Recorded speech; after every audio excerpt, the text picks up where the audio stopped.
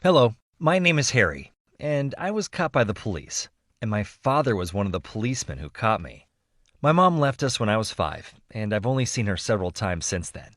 I'm 16 now, and this whole time I've lived with my dad. He was and still is a policeman, and a very good one at that. I was very proud to say that my dad was a police officer when I was a kid, but I realized that it wasn't as cool as I thought it would be. He would always come home late and just watch TV. Every time I tried to talk to him, he would barely answer. More often, he would say 2 words like, yeah, okay. And that was it. Like, if I would ask him to help me out a little bit with my homework, he would say, figure it out yourself. I'm tired. By the age of 15, I kind of stopped talking to him because there was no point in it. He wasn't interested in anything that was happening in my life. But it definitely had its advantages. I could basically do whatever I wanted because he was never home. I could invite my friends over or go hang out with them at any time. Recently, my friend Jason got his driver's license, and his parents bought him a used car. We live in a smallish town, so it was awesome to have a car. Now we didn't have to walk everywhere. If we wanted to get a burger or something, it was just a 5-minute drive instead of a 20 to 30-minute walk. All 4 of us could hang out in his car as much as we wanted, listening to music and hiding from the cold of winter. We loved this car. I also started learning to drive a little bit, usually on the outskirts of town. We got so used to the fact that we never got in any trouble that we started to overdo it a little bit. We would open our windows and speed around really fast, putting our heads out the windows and even putting our tongues out like dogs. We had this long main road in our town that went straight through and outside of it. It was incredibly straight and smooth, and there were barely any cars driving around our town at night. You see where I'm going with this, right? Once, Jason drove through it at full speed, and it was awesome, especially with the right music on. We were shouting and cheering all the way through the drive, and I begged Jason to let me do it myself one night. Finally, after weeks of begging, he finally said yes, although he really didn't want to let me do it. We drove outside of the city, and I took the wheel. My heart was pumping. I started the car.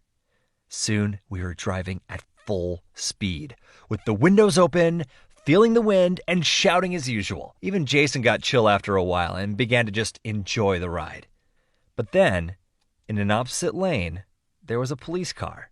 We flew past it, but then we heard the sound of a police siren and saw police lights behind us. I panicked and started to slow down. Jason got very nervous, saying, "What are you doing? Don't slow down." "What do you mean, don't slow down?" I asked. Jason continued, "If my parents find out about this, they will take away my car, and I don't know what else. Just drive." I couldn't believe it. I tried to say that this was incredibly illogical and that we would probably get into even more trouble, especially if it was my dad. But Jason and the other guys continued to shout, "Drive!" So I did. I sped up and turned our car into one of the smaller streets, and then I slowed down again because there were a lot of cars parked. Jason got nervous again and said, "Dude, get out of the driver's seat. Let me drive." I did what he asked. We got out of the car in order to change seats. All of us were scared, and we kind of knew that we were doing something really stupid, but we had no choice but to commit to it. As I'm sure you've already figured out, our daring escape didn't really work out in the end. A police car stopped behind us, and 2 policemen got out of it. Of course, one of them was my dad. He looked at me, and I looked at him. I saw anger in his eyes, although he tried to remain calm. For some time, we just looked like that at each other, nobody saying anything. I started, "Dad, I can explain. We were told to wait in the car, but our windows were open, so we heard what they were saying." The other officer said, "Come on, they're just kids. Let's just give them a warning so they won't do it again." But my dad said, "They have to learn responsibility." So all my friends' parents were called. Jason's parents took away his car. But otherwise, we were basically given a speeding ticket, and we were sentenced to several hours each of community service, where we had to clean up our park and stuff like that. I apologized to Jason, and we were able to laugh about it later.